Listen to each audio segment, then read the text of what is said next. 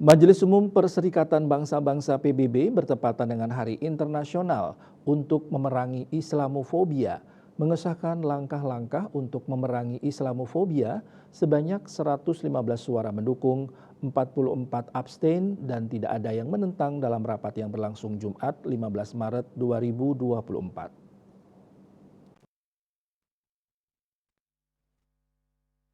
Dikutip dari kantor berita Antara, Pakistan sebagai pelopor resolusi tersebut mengatakan hal ini menandakan adanya front persatuan di antara negara-negara anggota Organisasi Kerjasama Islam OKI dalam mengatasi Islamfobia di kancah internasional. Resolusi itu meminta penunjukan utusan khusus PBB untuk memerangi Islamfobia. Resolusi itu lebih lanjut mendesak negara-negara anggota untuk mengambil tindakan tegas terhadap intoleransi beragama, terutama dengan target Islamfobia. Resolusi juga meminta Sekretaris Jenderal PBB untuk menyampaikan laporan mengenai penerapan langkah-langkah dan upaya memerangi Islamfobia di Majelis Umum pada musim gugur ini.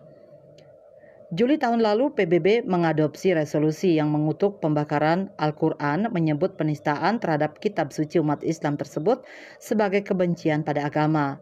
Pada bulan yang sama, Majelis Umum PBB mensyahkan resolusi yang menyesalkan segala tindakan kekerasan terhadap kitab suci sebagai pelanggaran hukum internasional.